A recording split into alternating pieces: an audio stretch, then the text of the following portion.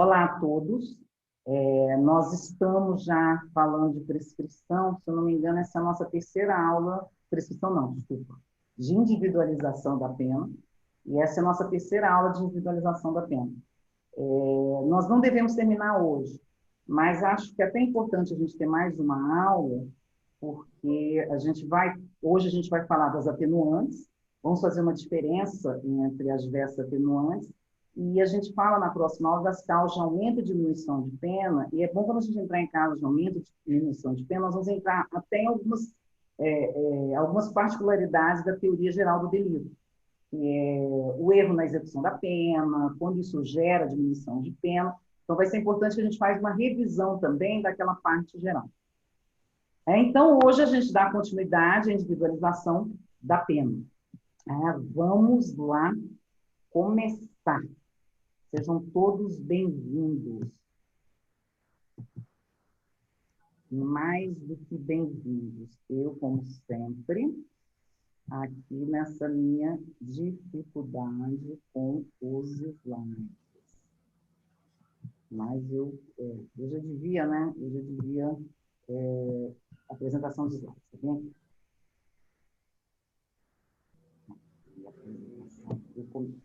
Pronto. Estamos falando de individualização da pena. Então, só para a gente poder relembrar. Né? Na nossa primeira aula de individualização da pena, nós falamos do artigo 59, que é aquela primeira fase na aplicação da pena.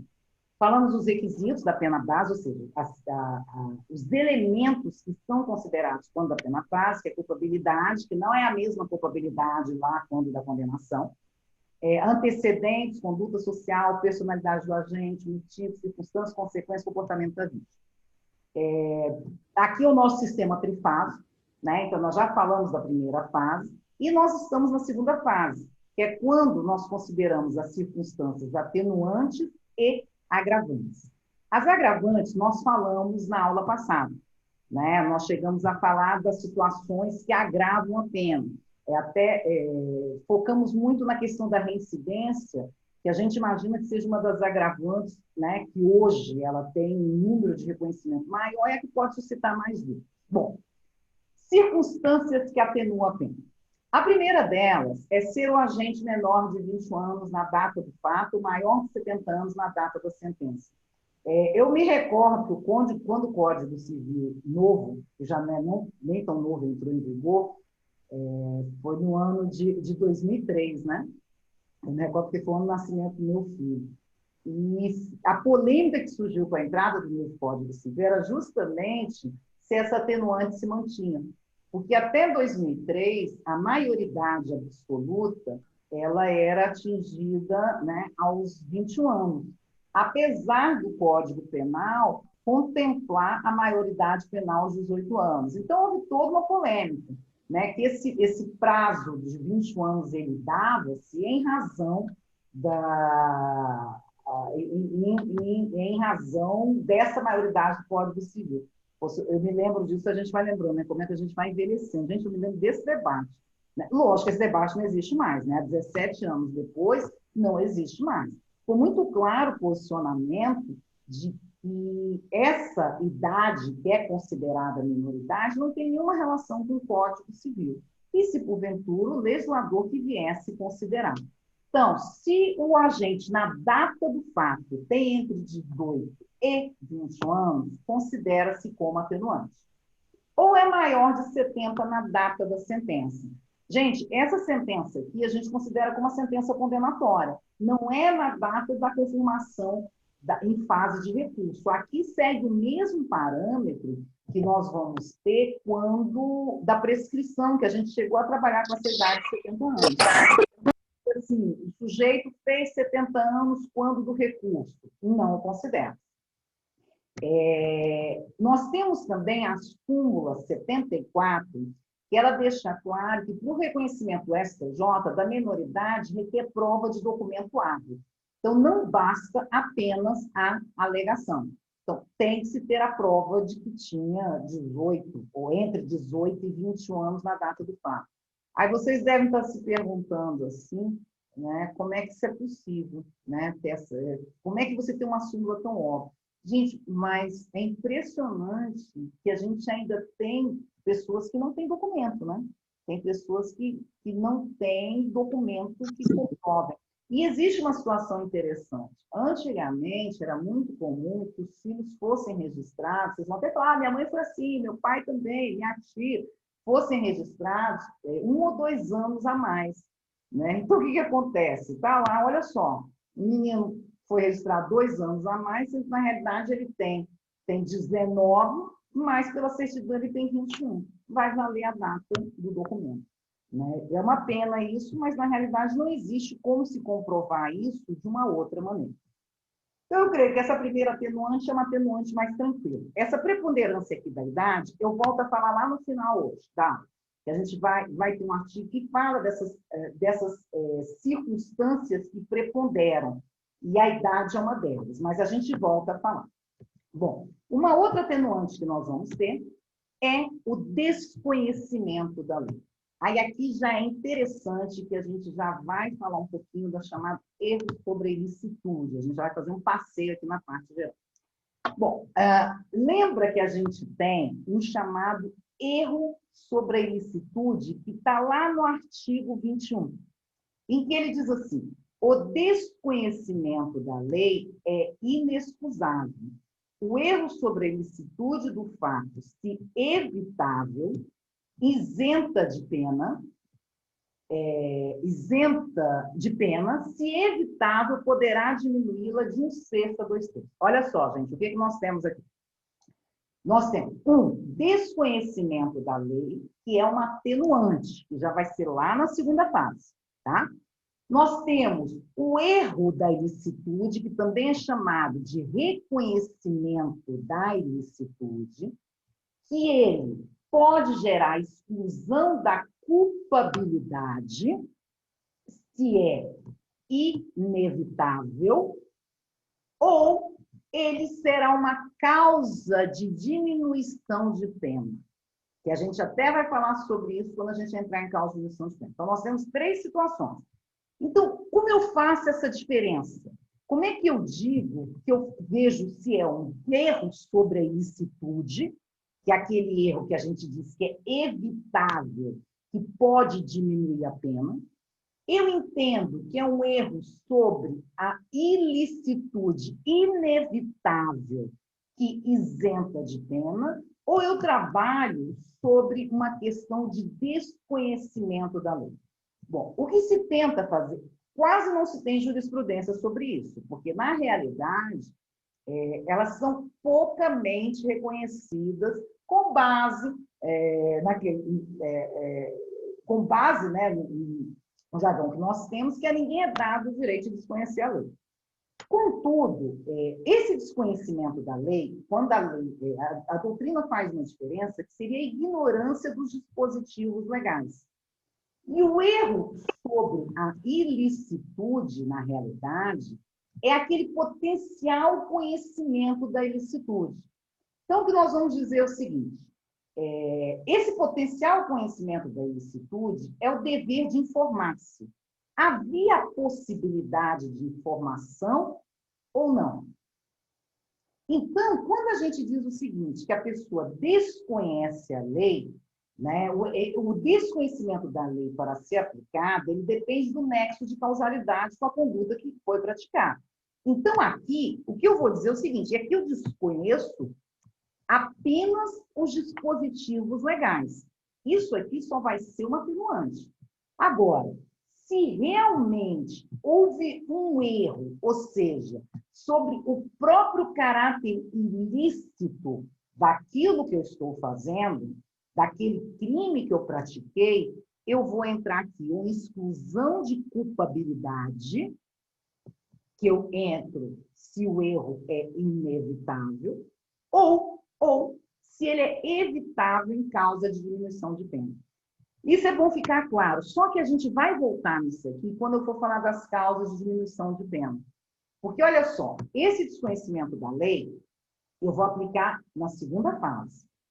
Se, na realidade, eu já entendi que houve um erro sobre a ilicitude, não o desconhecimento da lei, E se esse erro, na realidade, era inevitável, eu já nem vou passar para a pena, né? Porque eu já vou isentá-lo da pena. Se eu entendo que o erro era evitável, eu vou fazer isso na terceira fase, que será uma causa de diminuição de pena. Gente, lógico, o limite aqui é um limite muito tênue, né? Quando a gente fala desse desconhecimento. Né? O que é o desconhecimento da lei e o que é o desconhecimento da ilicitude? Né? Aqui seria, eu desconhecia que isso era ilícito, no artigo 21 do Código Penal. Aqui eu tinha um desconhecimento dos dispositivos legais. Interessante, né? Aqui uma ignorância que eu teria da lei. Aqui eu já falo sobre a própria ilicitude. Como ninguém é dado desconhecimento da lei para que você deixe de fazer ou faça algo, se você desconhece a lei, isso aqui vai lhe gerar apenas um atenuante. Agora, eu não tinha conhecimento que isso não era nem ilícito, eu não tinha como ter conhecimento. Dentro das circunstâncias que eu estava, era impossível que eu tivesse conhecimento. E isso era inevitável. Eu não vou ter pena. Ah, você tinha como ter esse conhecimento, então era evitável. Vai ser uma causa de diminuição de pena que eu vou aplicar na terceira hipótese. Na terceira fase. Mas, como eu disse, a gente vai voltar nisso aqui com mais detalhes quando a gente for falar das causas de diminuição de pena. Então, a primeira atenuante que nós temos é o agente, a menoridade. A segunda é o desconhecimento da lei. E daí o inciso terceiro, ele vem trazendo mais algumas hipóteses, circunstâncias que atenuam a pena. Primeira delas, ter sido o crime cometido com motivo de relevante valor social ou moral. Veja que isso aqui é a antítese daquele que a gente viu na aula passada, que é um motivo fútil ou torpe. Isso aqui é interessante, e a gente vê a importância da motivação na individualização da pena, né? Lembra que se o motivo do cometimento é um motivo fútil ou torpe, eu tenho um agravante.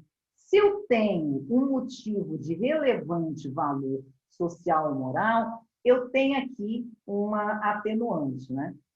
Tem uma máxima de Kant que diz que cada um sofre o que as suas ações valem, né? Que aí, com base nessa máxima kantiana, tenta-se trabalhar com o caráter retributivo da pena, né? Então, essa atenuante abranda um pouco isso aí, porque o motivo foi de relevante valor social, ou relevante valor social ou moral. O STJ, inclusive, até um julgamento agora, há pouco tempo, 2018, na sexta turma, teve o reconhecimento de uma atenuante, uma situação de uma utilização de certidão de nascimento falsa para recebimento de benefício previdenciário, né? E o avô alegou que fez isso visando preservar o sustento do bisneto, que permaneceu sob seus cuidados. Então, foi reconhecida a atenuante do artigo 65.3a. Né? Mas, por exemplo, o TRF entende, TRF da primeira região, ele entende que dificuldades financeiras não servem como motivo para a prática de crimes, nem como forma de reconhecimento da atenuante. Lógico que isso aqui vai ser vai ser um caráter muito subjetivo, né? Assim, essa análise dessas circunstâncias. Tá. Outra circunstância que atenua, que a gente entra numa que eu creio que é a que mais suscita debate. Confissão. Ter o agente... desculpa, confissão não. Arrependimento, desculpa. Ter o agente, por sua espontânea vontade, com eficiência, logo após o crime, evitado minorar-lhe as consequências ou ter antes do julgamento reparado. Então, vamos aqui. Nós temos aqui o atenuante, que vai ser lá naquela segunda fase da pena. Tá? Que é o que nós chamamos quando há uma espécie de arrependimento. Nessa atenuante aqui, nós temos três fatores. Nós temos, ele tem ter sido logo após o crime, essa atitude tem que ter sido tomada logo após o crime, tem que ter sido por uma deliberação do infrator, né, que é aquela questão da espontaneidade, e eficiente. Ela foi eficaz para produzir o resultado pretendido. Aí você vai dizer assim, mas isso daí não é arrependimento eficaz? Isso não é arrependimento posterior? Não. O arrependimento eficaz, que vem junto com a desistência voluntária, está aqui no artigo 15, que diz: o agente que voluntariamente desiste de prosseguir a execução, aqui a desistência voluntária, ele está cometendo e desistiu, ou impede que o resultado se produza, só responde pelos atos praticados. Lembra aqui que na atenuante, houve o crime, ele se arrependeu depois da prática do crime. No arrependimento eficaz, ele impede que o resultado do crime se produza. Ele responde apenas pelos atos praticados até então. Então, aqui, na atenuante, o resultado se exaure. Ele responde pelo crime completo, só vai ter atenuante. Aqui não. Não chega a produzir o resultado pretendido. Ele somente vai responder pelos atos praticados até então. Aí vem uma outra pergunta.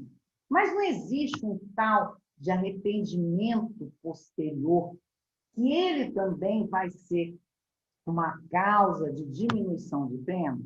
Existe. Bom, primeiramente, o que diz arrependimento posterior?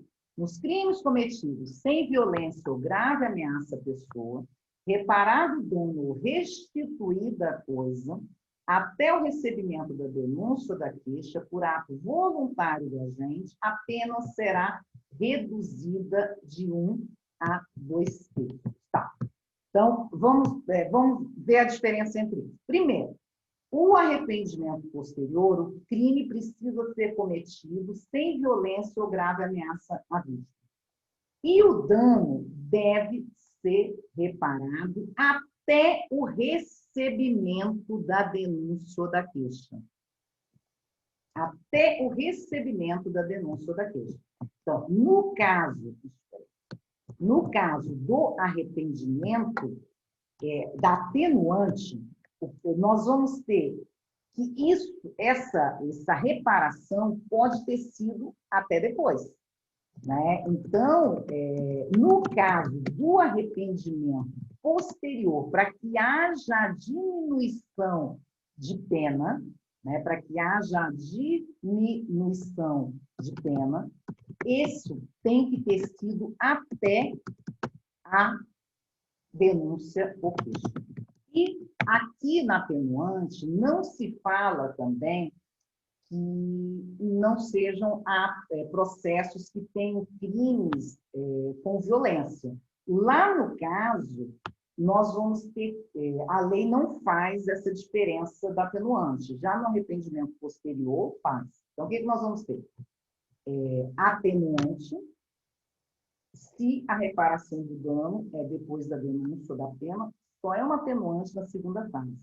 O arrependimento posterior, que não pode ser em crime sem violência ou grave ameaça, já vai ser uma causa de diminuição de pena, que vai ocorrer na terceira fase. E o arrependimento eficaz, na realidade, você só vai responder se, porventura, pelos atos, porventura, produzidos até então. Lembra que o atenuante do 65 no arrependimento posterior, houve o resultado. No arrependimento eficaz, esse resultado nem chegou a ocorrer. Tá certo? Interessante isso, né? Aí eu acho também interessante. Quando a gente faz essas análises no código, você tem 3 espécies de arrependimentos aqui, e as 3 geram consequências completamente distintas, né? Na pena, na punição. Bom, então, nós temos, então, que a segunda seria o arrependimento, né? A primeira por motivo de relevante, valor social moral, e a segunda, arrependimento. Terceira, atenuação de pena, atenuante de pena. Cometido o crime sob coação a que podia resistir, ou em cumprimento de ordem de autoridade superior, ou sob a influência emoção, provocado, ixi, aqui ficou ruimzinho, provocado por ato, mas aqui eu acho que a gente, ó, provocado por ato injusto da vítima. Eu cortei aqui, foi falha. Aí vocês vão me perguntar assim, mas isso aqui não é coação irresistível, obediência errata do artigo 92? Vocês estão vendo como isso aqui tem muito similar àquelas situações que geram a situação de aumento ou redução de pena, né? Ou geram a culpabilidade, né? São muito similares. Não, gente, presta atenção. Aqui eu estou falando de uma coação resistível. Ou seja, eu poderia ter resistido àquela coação, mas mesmo assim, eu acabei praticando o crime. A única coisa que isso vai é me favorecer como atenuante, lá na segunda fase da pena. Agora, se era uma coação irresistível, lembra que aqui na coação irresistível eu não respondo. Nem pena eu vou ter. Aqui exclui, no artigo 22, exclui a culpabilidade. Essa coação moral irresistível, na realidade, ela me isenta da pena porque é inexigibilidade de conduta diversa. É inexigibilidade de conduta diversa. Então, aí você, peraí, e aqui você está falando em coação moral, Ana, irresistível? Sim. Aqui eu falo em coação moral irresistível. Então, vamos voltar, peraí. Eu fui coagida moralmente, não podia resistir. Não tinha como resistir a essa coação moral. Uma situação irresistível. Não terá nem culpabilidade. Pode ser um fato típico, antijurídico, mas não serei culpável e não poderia se exigir de mim uma conduta diversa. Eu tive uma coação física irresistível. Fisicamente, foram lá e fisicamente me coagiram, eu não podia resistir. Gente, lembra que na coação física irresistível, nem ação eu vou ter, né?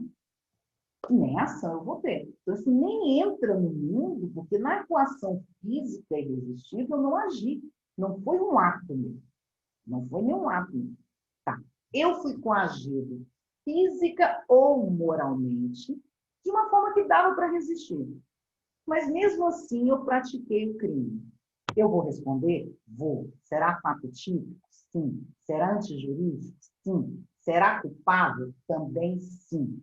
A única coisa que eu posso ter é uma atenuante. Outro detalhe. Lembra que é sob influência de violenta emoção, provocada por ato injusto da vítima. Então, eu, dentro de uma situação, me senti coagido moralmente, poderia ter resistido, né, essa coação, mas eu, em razão de uma violenta emoção, ou seja, uma descarga nervosa que eu tive naquele momento, acabei cometendo o crime. Né? É interessante que aqui, essa questão de emoção, alguns doutrinadores fazem a diferença entre emoção e paixão, né?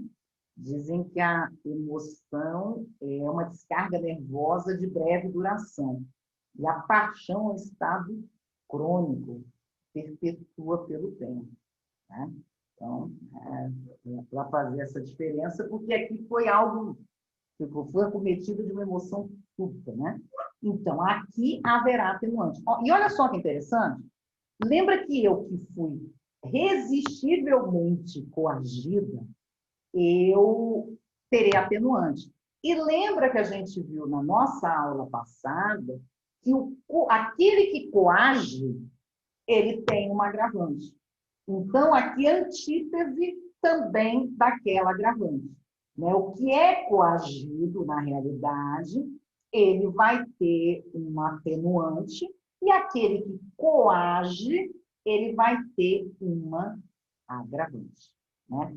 Tanto agora, se é irresistível e a obediência hierárquica também, né, se era uma ordem não manifestamente legal, entra aqui, ó, entra aqui, na exclusão da culpabilidade. Né? Então, entram aqui e eu nem chego a ter pena. Agora, se era algo que foi em razão de uma violenta emoção, aquilo me dominou, eu entro na atenuante do artigo 65. Também vai ser uma análise, vai ter que ser feita caso a caso.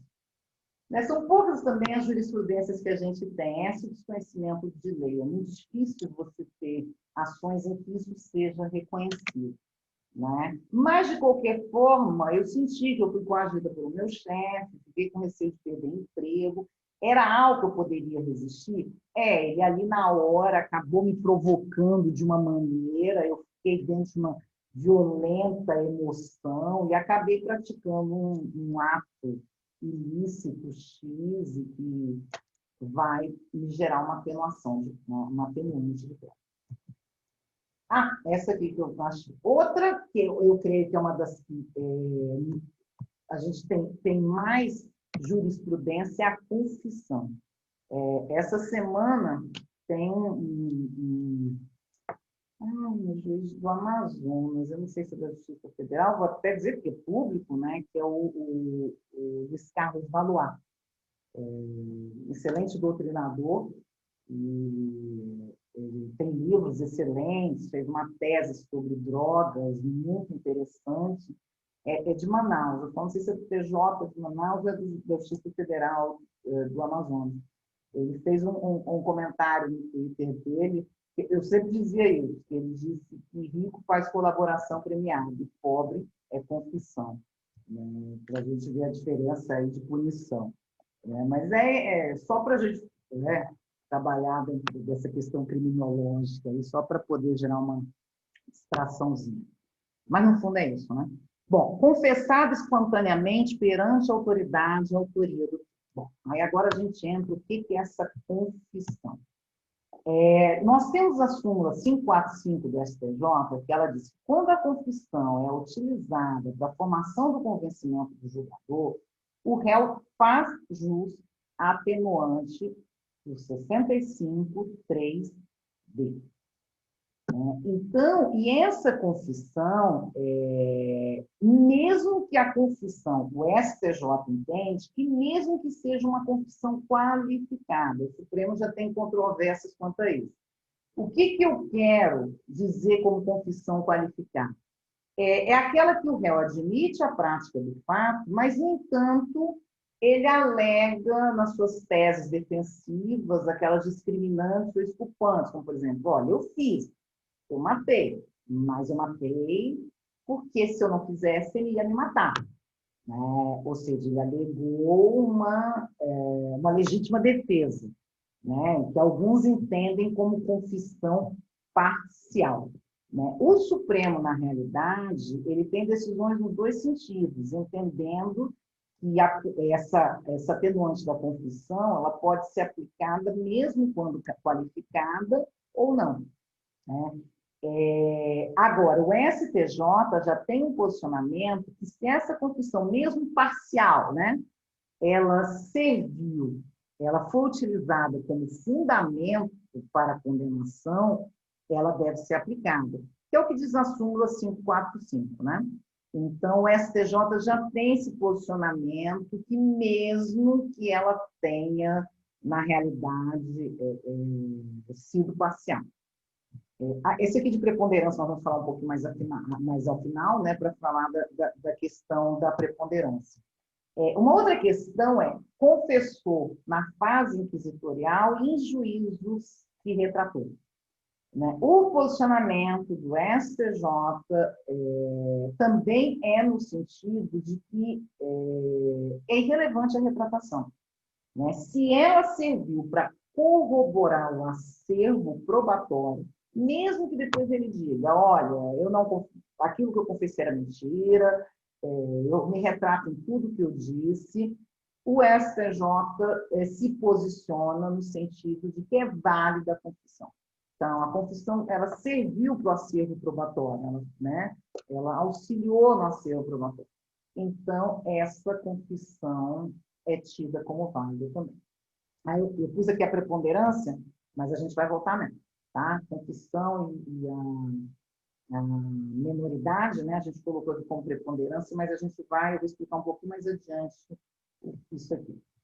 Um outro, esse aqui é o artigo 65, quando, na realidade, o agente comete o crime sob a influência de multidão em tumultos se ele não provocou. Agora, se o tumulto foi provocado por ele, não faz o menor sentido, né? Aqui se entende que mantém íntegra a consciência da ilicitude do agente. O que ele pode ter é apenas a capacidade de autogovernar reduzida, né? Justamente por isso que se entende pela possibilidade de se aplicar atenuante, tá? Aqui são as do artigo 65, tá? Que são as que nós chamamos as atenuantes nominais. Só que nós temos uma atenuante que ela é pouco utilizada, né? É a chamada atenuante nominada, que ela diz que a pena poderá ser ainda atenuada em razão de circunstância relevante anterior ou posterior ao crime, embora não prevista expressamente em lei. Por exemplo, nós temos jurisprudência que se o agente realizou um tratamento psicossocial, pode ser conhecida essa atenuante do artigo 66. Dependência química, né, do agente, também pode ser reconhecida essa atenuante. Né? Então, assim, na realidade, é que vai variar muito, né, do que pode ser reconhecida atenuante. Mas, por exemplo, o TRF da primeira região, ele tem um posicionamento que, por exemplo, em crimes, em escravidão, né, em alguns determinados crimes, mesmo que você tenha pago todas as verbas decisórias depois, não se reconhece atenuante. Né? Mera alegação de alcoolismo também não se reconhece atenuante. Então, isso vai variar muito. Aqui são justamente as atenuantes que não estão previstas no artigo 65. E aqui tem, na realidade, uma série de motivos que podem levar à atenuação da pena. Gente, agora a gente lembra, né? Nenhuma atenuante reduz a pena abaixo do mínimo. Então, se porventura, lá na primeira fase, a pena base ficou no mínimo legal, as atenuantes aqui não vão produzir um efeito prático muito grande. Mas, mesmo assim, o juiz tem que reconhecer?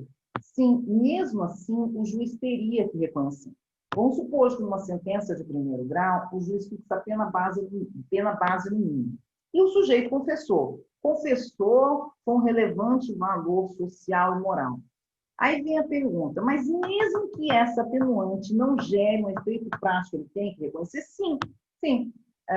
O MP recorre. E a pena dele, a pena base dele aumenta. E aí? A sentença lá, já o próprio tribunal vai poder aplicar essa atenuante que foi reconhecida em primeiro grau, que agora ela vai ter uma eficácia maior. Né? Então, agora ela vai ter um efeito prático. Então, por isso que a sentença, ela deve constar isso. Né? Por isso que na sentença é importante que conste, na realidade, a questão das atenuantes. Bom, não, aqui não é assim, não. Aqui, peraí, estou indo errada, peraí, não acabou ainda não. Bom, aí, vem o artigo 67 que diz assim, quando tem agravantes e atenuantes, a pena deve aproximar-se do limite indicado pelas circunstâncias preponderantes, entendendo como tais as que resultam dos motivos determinantes do crime, da personalidade do agente e da reincidência. O que eu quero dizer com isso? Bom, nós queremos dizer o seguinte, que nós temos situações em que eu vou considerar mais um agravante em detrimento de algumas atenuantes, ou mais uma atenuante em detrimento de algumas agravantes. Então, se são circunstâncias que digam respeito ao motivo, personalidade do agente, reincidência, elas vão preponderar sobre os demais. E o que diz respeito a reincidência está clara aqui, né? Ela já veio especificando. E o que diz respeito à personalidade do agente? Por exemplo, entende-se que menoridade e confissão estão relacionados direto à pessoa do agente. Então, elas preponderam sobre as demais agravantes, salvo se é com a reincidência.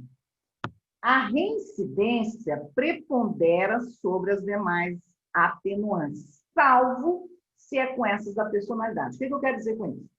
Personalidade, questões que digam respeito à personalidade do crime, quando concorrem com a personalidade ou motivação, se é um motivo na realidade, quando concorrem com a reincidência, há uma compensação. Então, o juiz faz assim, pena base de 2 anos, agrava 6 meses pela reincidência e atenua 6 meses pela confissão. Isso aqui é pacífico já ao posicionamento do STJ, que confissão com reincidência se compensam, salvo se há multireincidência. Eu quero dizer com isso, o acusado tem 4 infrações que geram a reincidência, ou 2.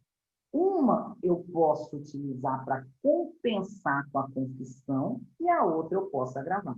Então, nada me impede que ele tenha essa pena agravada pela reincidência, porque ele é multireincidente. Ó, reincidência com confissão compensa. Reincidência com menoridade compensa. Então, o sujeito tem 19 anos e é reincidente. Eu compenso as duas. Né? Uma não vai prevalecer, preponderar sobre a outra. Mas olha só, a menoridade relativa, ela prepondera sobre as outras, salvo se é sobre a reincidência. Então, por exemplo, teve meio cruel e menoridade. Eu vou ter que reduzir mais do que aumento. O que eu quero dizer com isso?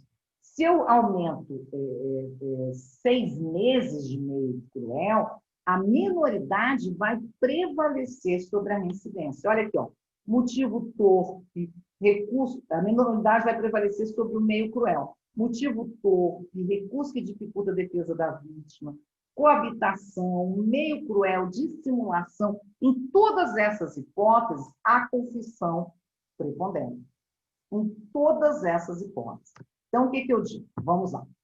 As agravantes e as atenuantes, elas podem ter uma valoração diferente. Quais as que preponderam? As que digam respeito à personalidade do agente, que a jurisprudência já entende que confissão e menoridade são aspectos da personalidade de diriam respeito, e a reincidência. Né? Então, se estão entre no mesmo patamar, elas vão compensar. Se não estão no mesmo patamar, estas vão preponderar quanto as demais. Tá? Isso é muito comum quando a gente vai reconhecer mais do que uma agravante e mais do que uma atenuante. Né? Por que eu estou dizendo isso? Porque pode acontecer, mas tá, quando for fixar a agravante, ele aumenta em 1 ano pela reincidência, mas reduz 6 meses pela confissão. Reduz 6 meses pela menoridade. O STJ reforma. Se aumentou em 1 ano, vai reduzir em 1 ano também em razão disso. Né? Mas vamos lá, vamos supor que eu alegue aqui influência de multidão em tumulto. Né? E o sujeito é reincidente. Então, nada impede o magistrado aumentar 6 meses de reincidência e diminuir 3 meses só pela atenuante, diminuir 3 meses pela atenuante influência da multidão, porque a reincidência prepondera. Espero que tenha ficado claro, porque o medo fica meio confuso. Então, como regra, o artigo 67 deixa claro que elas vão ter valores diferentes. Né? Então, eu não vou considerar a coabitação ou a dissimulação vai ter o mesmo valor do que a confissão. Né? A confissão prevalece. Então, o que prevalece? Confissão, menoridade prevalece e reincidência. Confissão é menoridade no sentido de atenuar e reincidência no sentido de agravar. Né? Então, assim, isso é algo interessante para a gente ver na fixação da pena. Bom, aqui diz o artigo 67 da questão das causas, né, de aumento e diminuição de pena. Como eu disse, hoje a gente vai trabalhar com atenuante, mas eu queria começar assim, a gente vai falar um pouquinho do que a gente vai falar na aula que vem, que são as causas de aumento e diminuição de pena. Lembra que aqui, quando a gente passa no artigo 68, ele deixa claro o seguinte: que eu tenho a primeira fase, que eu vou para o artigo 59. Aí eu vou para a segunda fase, que eu vou para as atenuantes e agravantes. E, por último, eu vou para as causas de aumento e diminuição de pena. Gente, essas causas de aumento e diminuição de pena, elas podem ser conhecidas como majorantes de aumento ou minorantes de diminuição de pena. E vocês não têm noção da confusão que se faz entre o que é qualificador, o que é causa de diminuição de pena, o que é atenuante e o que é majorante. Aqui eu coloquei algumas que são as que nós vamos trabalhar nas próximas aulas, né? Eu creio que a gente não vai vencer isso em mais uma aula só, porque assim, aqui seriam decisões, por exemplo, alguns nós já vimos em aulas passadas, que é o concurso formal próprio, crime continuado. Erro de execução a gente não viu, resultado diverso não, pretendido a gente não viu, estado de necessidade, isso aqui seria talvez importante, isso aqui é teoria do crime, mas o que eu quero fazer aqui é uma revisão já dessa parte, né, que a gente já supre essa matéria. Mas o que eu quero entrar com vocês aqui hoje, antes da gente entrar nas causas de diminuição de pena, é qual é a diferença entre qualificador e privilegiador, agravante e atenuante, majorante, que é a causa de aumento, ou minorante, que é a causa de diminuição de pena. Isso é até interessante para a gente começar eu já quero falar sobre isso agora. Bom, lembra que nós temos o seguinte, nós temos, isso aqui vocês vão ver, gente, como tem jurisprudência errada sobre isso. Qualificadora e privilegiadora, na realidade, o nome já diz, ela traz elementares do tipo. Então, eu vou dizer o seguinte, que naquela hipótese, aquele crime já é qualificado em razão dessas elementares. Aqui, eu já começo a minha pena base com o meu crime que já foi qualificado. Eu já começo a minha pena base com isso. E no caso da privilegiadora, eu também já começo a minha pena base com aquele crime que já foi considerado. Aí vocês vão dizer assim, Ana, por exemplo, homicídio privilegiado é isso aqui. Não, homicídio privilegiado não é isso. Se chama-se de homicídio privilegiado, mas não é. O homicídio privilegiado, ele vai ter uma causa de diminuição de pena em razão do privilégio. Ele não é nenhuma qualificadora e nenhuma privilegiadora. Vamos dar um exemplo? O homicídio simples, na realidade, ele já tem uma pena base que vai de tanto a tanto. O homicídio qualificado, ele já vem com uma pena base de 12 a 30 anos. Eu começo o artigo 59 com essa pena base de 12 a 20 anos. Essa análise está lá na primeira fase. Eu já começo dizendo, ele vai ser enquadrado no homicídio simples ou no homicídio qualificado. Eu não começo dizendo se o réu que está sendo julgado vai ser enquadrado no simples ou no privilegiado. Não. Eu começo com a pena do homicídio simples, depois que eu passar pelas agravantes e atenuantes, depois que eu fizer o artigo 59, os agravantes e atenuantes, eu vou para a causa de diminuição de pena. No homicídio qualificado, não. Eu já começo sabendo que a minha pena mínima vai ser de 12, a minha pena máxima é de 30. Né? Então, eu já tenho essa diferença.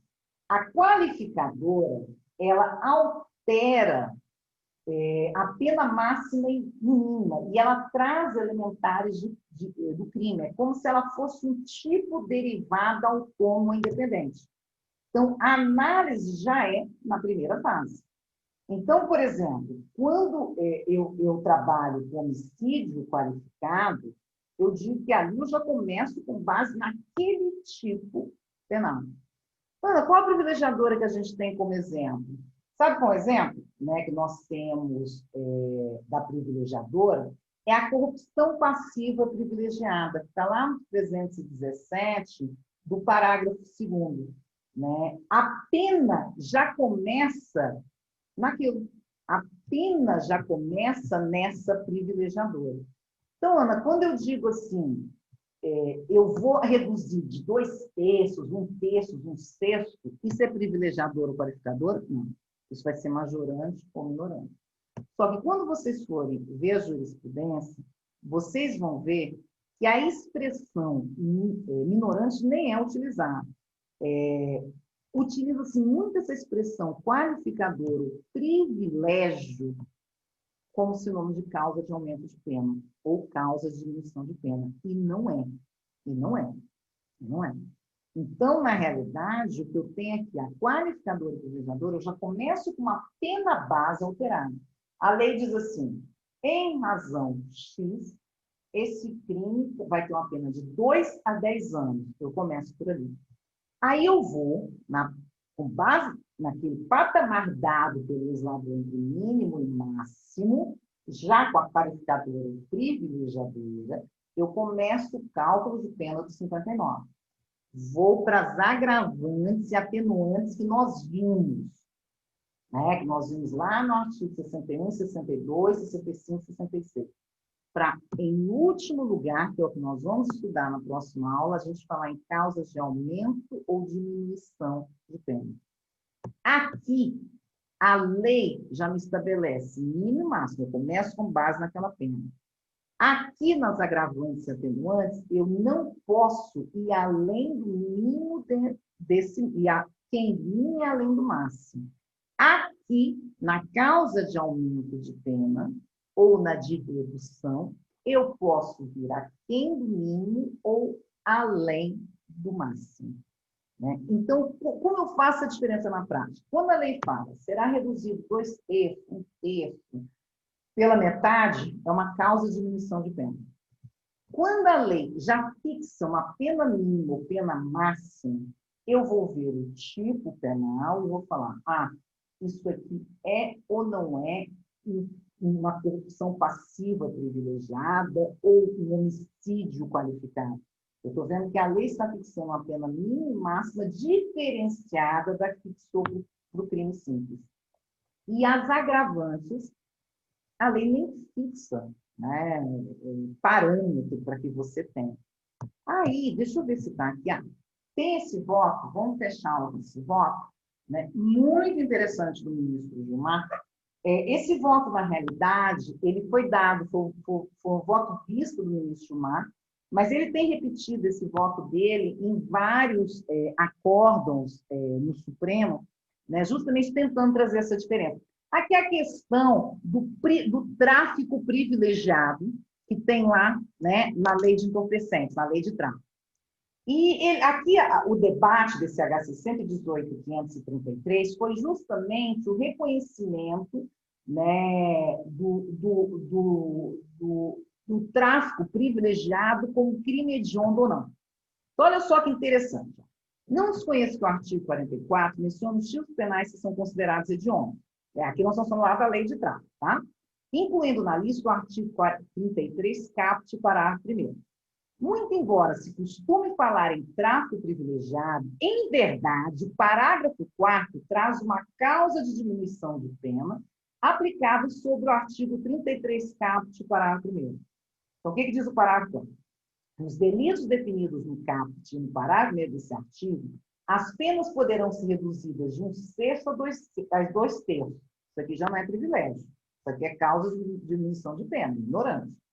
Desde que o agente seja primário, de bons antecedentes, não se dedique às atividades criminosas, nem integre organização criminosa.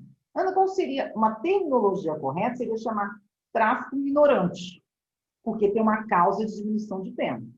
Aí ele vem aqui, ainda que privilegiadoras e qualificadoras de um lado, e causas de diminuição de aumento de pena de outro, acrescentem circunstâncias objetivas ou subjetivas a um tipo penal básico, há diferenças importantes entre elas. Olha só, eu gosto muito desse voto dele.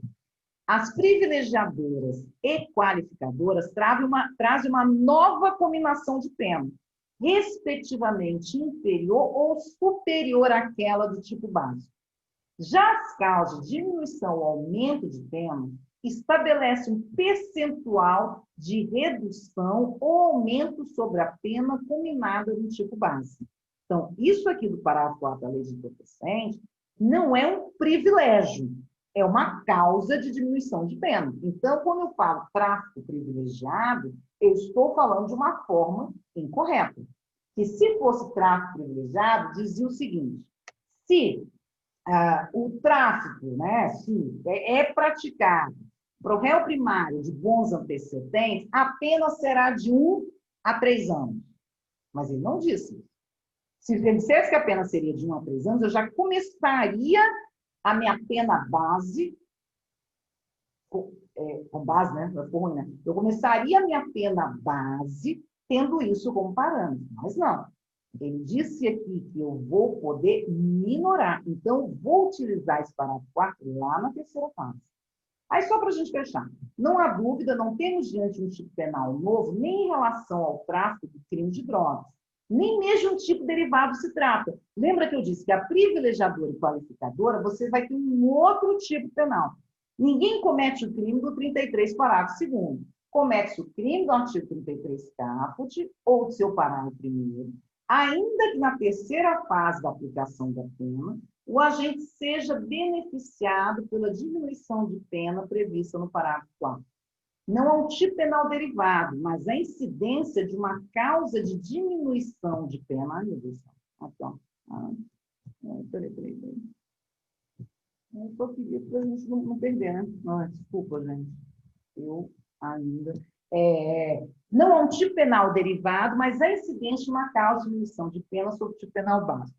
Isso aqui está no HC 118.533, mas, na realidade, o ministro Gilmar tem trazido sim, vários votos desses. Se o senhor ver julgamentos desse ano, ele tem repetido muito isso nos votos. E é interessante, quando a gente vai ver os acordos, a gente não vê essa diferença. Aí você pergunta, mas que efeito prático? Tem gente, é imenso efeito prático disso. Porque se eu digo que é um privilégio, né, eu já digo que a minha pena base começa dentro daqueles parâmetros mínimo e máximo que foram, na realidade, trazidos pelo legislador. Agora, se é uma causa de diminuição de pena, eu estou indo lá para a terceira fase. E é ruim, porque essa ausência, né, dessa técnica, na realidade, ela acaba gerando consequências diversas na fixação da pena. Então, vocês vão ver de uma forma muito comum essa utilização com tráfico privilegiado. É incorreto. Né? Na verdade, não se trata propriamente dito de tráfico privilegiado. Óbvio, existe um livro, vou até tentar me recordar, se eu não me engano, está até aqui, David Teixeira de Azevedo, em que ele vem, eu não sei se ele chegou a atualizar, eu nem me recordo desse livro dele, eu tenho uma edição antiga do livro dele, né? Mas em que ele tenta trazer uma sistematização dessas chamadas causas de aumento e de diminuição de pena. E ele trabalha uma questão diferente. Ele diz que essa diferença é qualificadora, né, agravante e majorante, que são as causas de aumento de pena, elas não podem ter apenas um critério linguístico, né? Então, a diferença entre elas tem que ser de essência. Mas uma coisa importante, ele já diz, mas hoje, nem linguisticamente, né, a gente tem feito essa diferença. Né? Então, é importante a gente trazer isso, porque isso aqui que o ministro Gilmar trouxe, por mais que o voto tenha sido em 2016, ele trouxe um debate que a gente não vê nos julgamentos. E isso gera uma consequência quando, né, da fixação da pena. É, né? Uma consequência bem interessante. Bom, hoje a gente fica por aqui. Na próxima aula, nós vamos tentar fechar as individualizações da pena. Eu espero que dê tempo, senão a gente vai acabar trabalhando só com algumas das causas. Né? Vamos ver se a gente consegue falar tanto das causas de aumento quanto de diminuição de pena. Foi um prazer estar com vocês. Né?